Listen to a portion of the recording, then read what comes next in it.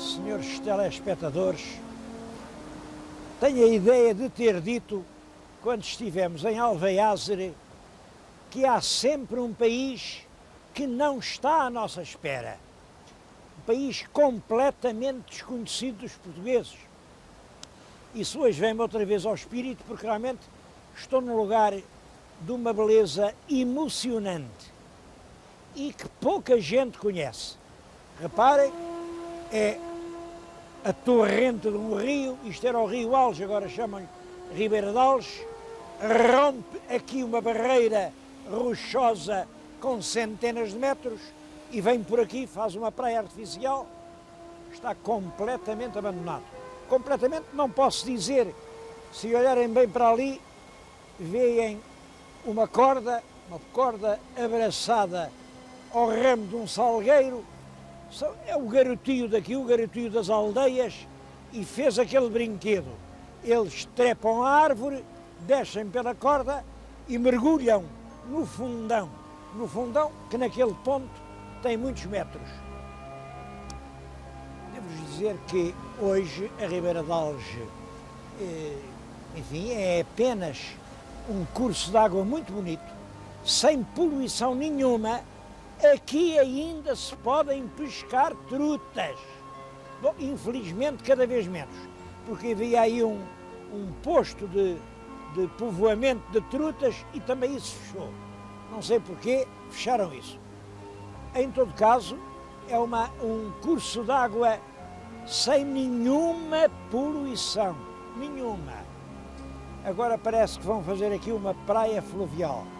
Isto fica nos arredores de Figueiró dos Vinhos e é fundamentalmente de Figueiró dos Vinhos que eu lhes vou falar. Estou-lhes a falar com este papel na mão, é um papel de 1934 que tinha uma proposta: Figueiró dos Vinhos, estância de turismo. Vejam lá, 1934.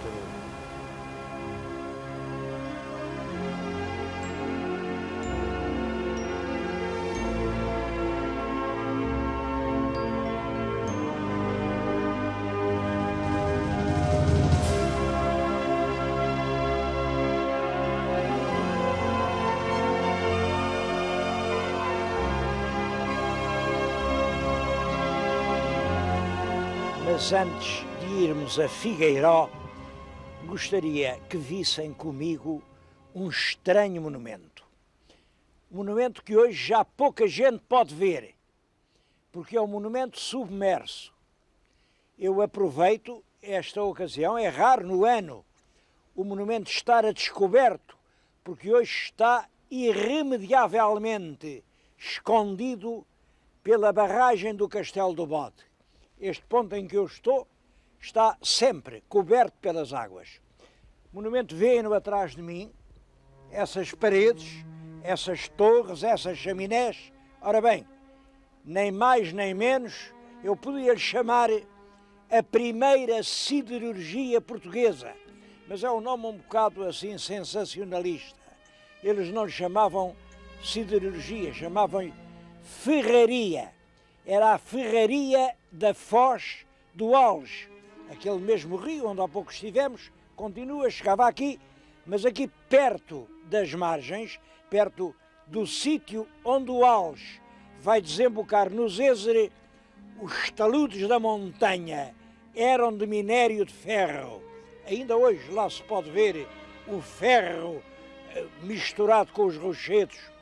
Ora bem, isso fez com que, desde muito cedo, houvesse aqui oficinas de fundição do ferro. Não sei a rigor a história dessas oficinas, mas sei que no século XIX quem as dirigiu, quem as organizou, foi um grande vulto do mundo português, um grande brasileiro, José Bonifácio de Andrada e Silva. José Bonifácio, como sabem, é considerado o patriarca da independência brasileira. José Bonifácio nasceu do Brasil, Zé Bonifácio vem estudar para Coimbra, Zé Bonifácio anda por essa Europa e torna-se um dos maiores sábios do seu tempo e é nomeado aqui lente de uma cadeira com um nome esquisito, com um nome que, quando as pessoas ouviam dizer, lente de quê? Mas o que é que isso quer dizer? Bom, imaginem, era lente de metalurgia, metalurgia dos metais. Foi ele quem aproveitou este espaço privilegiado, foi ele quem não criou de novo, porque ela era muito antiga, mas quem organiza em termos modernos uma grande fundição de ferro, e foram daqui que saíram, acabados, magníficos, os canhões que equiparam o exército português na primeira metade do século XIX. Olhem, os canhões com que nós entramos na Guerra Peninsular e que apontámos aos exércitos de Napoleão eram canhões fundidos aqui na Foz do Alge com ferro arrancado das entranhas destes montes.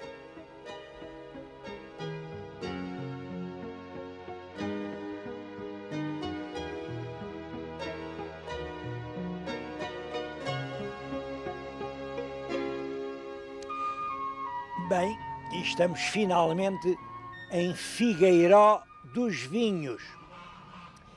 É uma expressão curiosa, Figueiró dos Vinhos, e naturalmente quem não conheça isto pensa, há lá imensas figueiras, deve ser um figueiral e vinho, deve haver vinhas e vinhas. Ora bem, o que tem graça é que não há figueira nenhuma e também não há vinho. É um Figueiró sem figueiras, dos vinhos sem vinhas. E também isto tem história e vale a pena pensar nisso.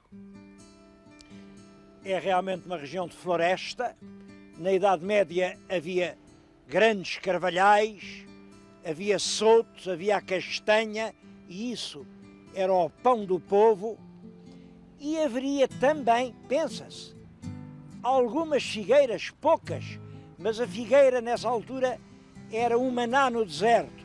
Vinham os viandantes pelos caminhos ásperos, pelos sóis ardentes, e quando encontravam 2 ou 3 figueiras, era ali que podiam matar a fome e encontrar um pouco de sombra benigna. Isto é uma hipótese, sei lá se era assim. A verdade é que hoje não há figueira nenhuma. Portanto, é um Figueiró sem figueiras. Dos vinhos, é isso sim, até aqui não há muito tempo, olhem, no princípio do nosso século, estas encostas estavam cheias de vinhas. E, portanto, havia grandes adegas, havia muito vinho, o que agora não há. Não há porque arrancaram as vinhas. E arrancaram as vinhas porquê? Bom, porque os donos dessas vinhas lutaram durante muito tempo para que aqui não se pudessem instalar indústrias. Porque quando há uma fábrica, naturalmente o camponês pede um salário maior. Bom, e os donos ganharam essa guerra. Aqui realmente não há indústrias. E, portanto, foi como eles esperavam. Os salários ficaram sempre baixinhos. Bom, mas quando os salários são baixinhos, os assalariados vão-se embora. E isso também aconteceu. Deixou de haver mão de obra para as vinhas, deixou de haver quem trabalhasse as vinhas, e as vinhas tiveram de ser arrancadas. Arrancadas e substituídas por quê? Agora, isto é importante. Tiraram a vinha, mas alguma coisa tinham de pôr. Ora bem, há sempre, quando a gente acaba com uma situação, ou passa para o degrau de cima, ou passa para o degrau de baixo. Porque a vida é uma escada. É assim. É assim. Bom, eles acabaram com as vinhas e podiam ter ido para uma solução superior, mais rentável. Mas não. foram para a solução de baixo, para a solução mais barata, para a solução mais rápida. Em vez das cepas que davam o sumo da uva, puseram eucaliptais. E hoje isto é uma grande zona de mata onde há cada vez mais eucaliptais. Sempre que arde um pinhal, lá vão pelo degrau abaixo, em vez de pinheiros, eucaliptos.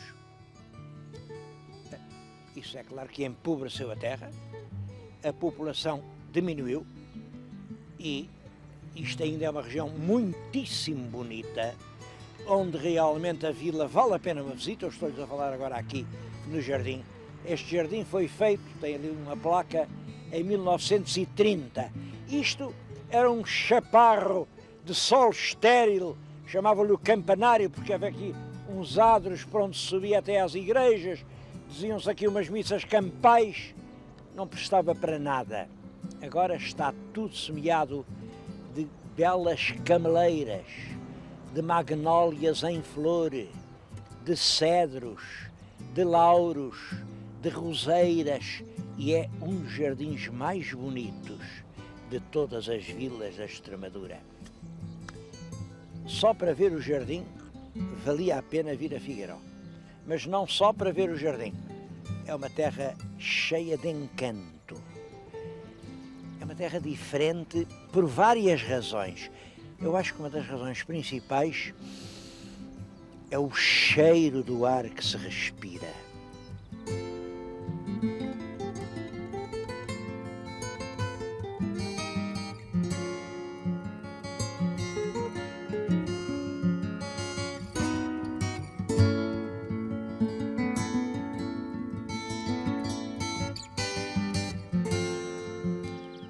Claro que Figueiró tem imensas pequenas histórias. Eu vou lembrar uma. Estou aqui no Largo da Fonte das Freiras. Se repararem bem, nas minhas costas há uma fonte. É a Fonte das Freiras. Chama-se Fonte das Freiras porque aquela casa que está em frente era um convento de freiras, freiras franciscanas. Chamava-se o convento de Nossa Senhora da Consolação. E também tem uma história engraçada. Quando os primeiros jesuítas vieram para Portugal, faziam missões, andavam de terra em terra e nas igrejas faziam os grandes sermões a dizer: ó almas pecadoras, reparai nas vossas consciências, nas chamas do inferno. A verdade é que esses discursos emocionavam muito as pessoas. E depois de passar aqui uma missão de franciscanos, houve 9 mulheres de Figueiró que disseram: efetivamente, esta vida é um inferno, a gente quer sair deste mundo, queremos nos entregar todas à piedade de Deus, e vieram para aqui, fizeram pouco mais do que covas de terra, começaram ali a viver, foram à igreja, diante de todo o público, com a população a chorar, elas disseram que largavam o mundo, se entregavam a Deus.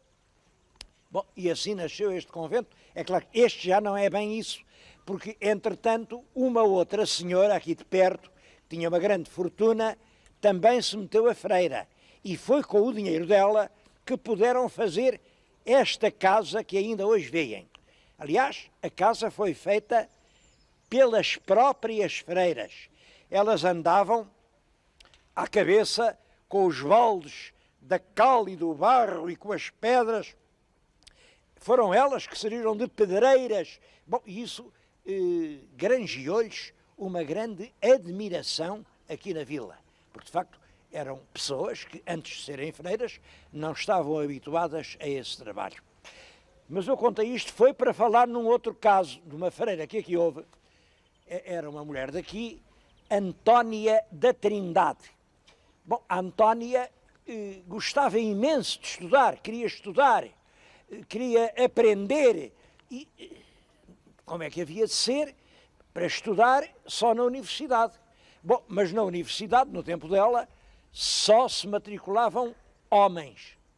Bom, a nossa Antónia isto é extraordinário. A nossa Antónia não tem medo. Arranja trajes de estudante, penteia-se como um homem, deve ter feito a barba para parecer rapaz e, feita caloiro, vai a Coimbra, consegue matricular-se e andou nas aulas, era muito boa estudante. Bom, sempre a fazer de rapaz. Só que, num certo dia, diz que ela ia atravessar a ponte sobre o Mondego, ia atravessar e, naturalmente, lá se distraiu de que era rapaz, lá deve ter feito algum meneio, e estão a ver aquela malta de Coimbra, aqueles estudantões, cheirou-lhe a mulher, caem todos de cima dela, a pobre rapariga fugiu e veio se meter neste convento. Para ninguém saber que ela era o estudante António da Trindade, mudou o nome para Beatriz da Cruz. A Soror Beatriz da Cruz acabou a sua vida aqui neste convento.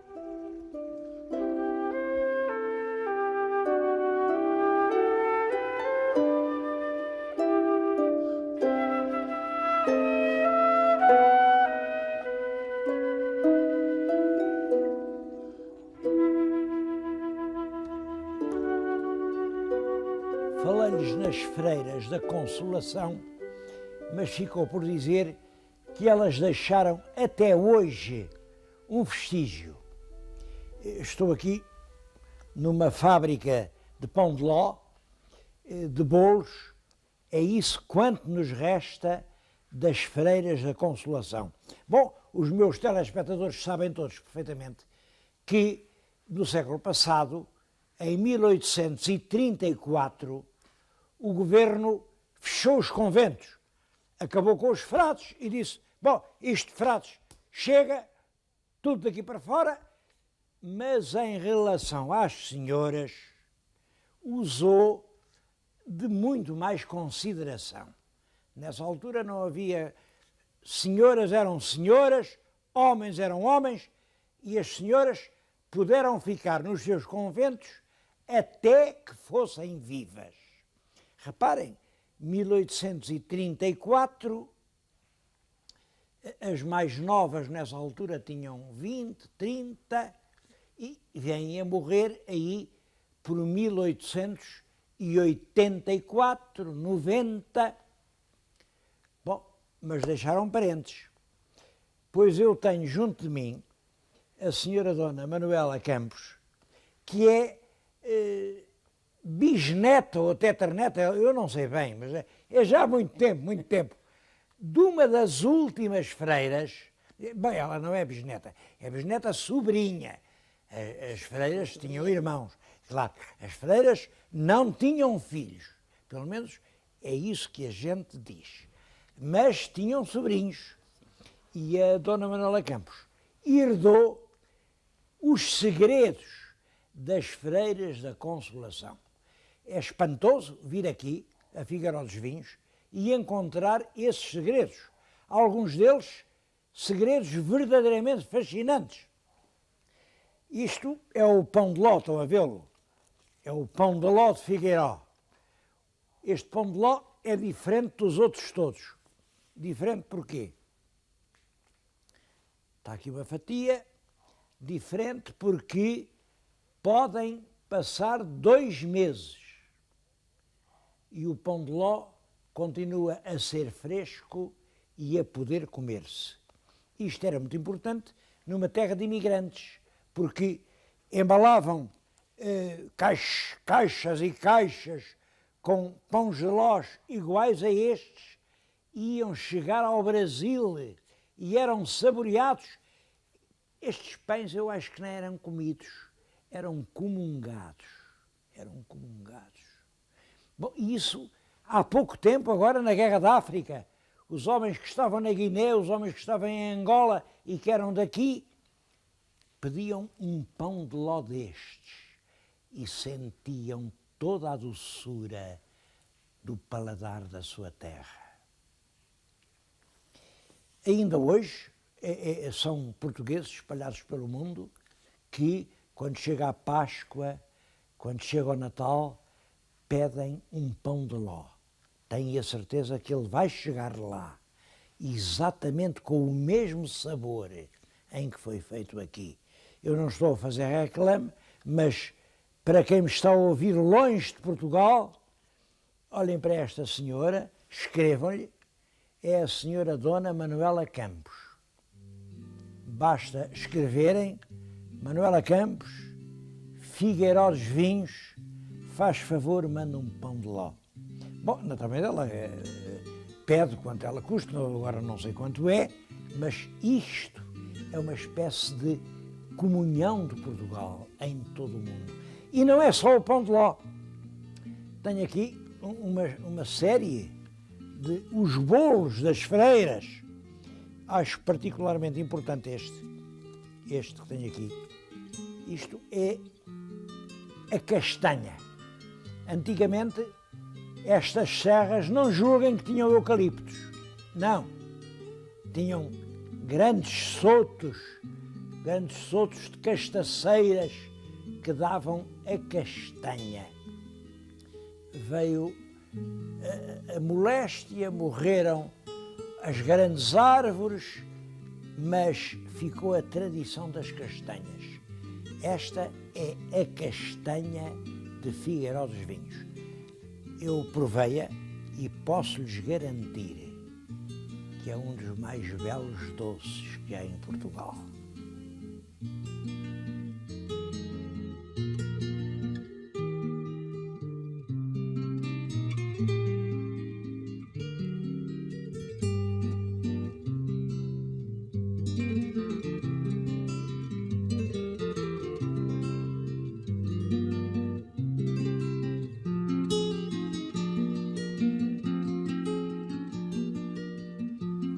Nasceram aqui, em Figueiró dos Vinhos, dois dos mais representativos expoentes da escultura portuguesa. Os Simões de Almeida, tio e sobrinho. Ambos nasceram aqui, ambos ficaram muito ligados a esta terra e ambos lhe legaram duas obras que para eles eram obras prediletas. O Simões de Almeida, tio, ofereceu a Figueiró esta estátua de Camões. É muito pouco conhecida porque ela está aqui em Figueiró, está aqui arrecadada e todavia é uma das mais belas estátuas do maior poeta português que eu conheço. Reparem, é já um homem de meia idade. Camões morreu com 55 anos, portanto é na última fase da vida, é já o Camões desesperado, é o homem que já escreveu a canção 10ª, a canção autobiográfica, canção em que ele conta todos os dramas que sobre ele caíram. É esse homem desesperado, amargurado, que este mármore magnífico nos representa.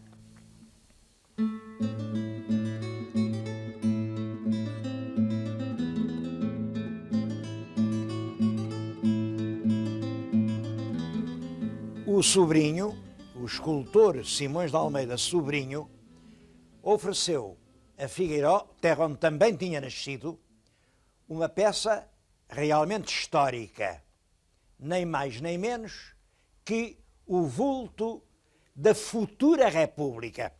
É importante notar isto, como sabem, este vulto, que estão a ver ali, este vulto encontra-se em todas as câmaras municipais, porque foi oficialmente assumido pela República como o rosto da República. A República, depois de proclamada em 1910, enfim, assume esta jovem com o barrete frígio, que realmente representa a ideia republicana, manda fazer em formas cópias, centenas ou milhares de cópias, e todas as câmaras receberam uma República. Mas esta foi o estudo inicial. E o que é curioso é que tem a assinatura e a data 1908. Portanto, foi feita antes de proclamada a República. É isso que lhe dá valor, porque depois de proclamada a República, houve muitos republicanos, Mas quando ainda havia monarquia, os artistas corajosos, capazes de plasmarem ali no gesso as suas ideias e a sua fé num futuro diferente, eram poucos.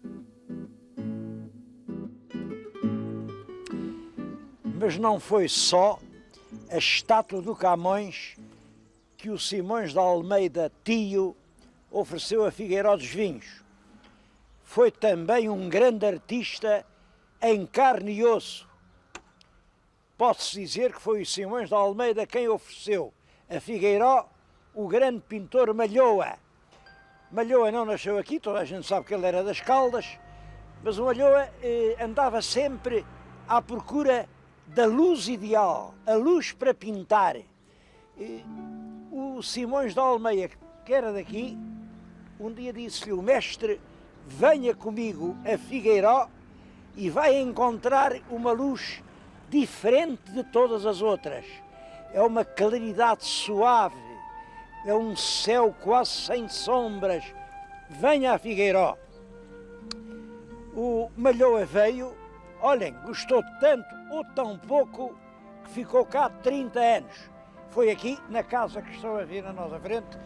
É uma casa que lhe fizeram, que boa casa não é muito, eu não acho muito bonita, mas acho que certamente o Malhoa achava, a prova é que a escolheu.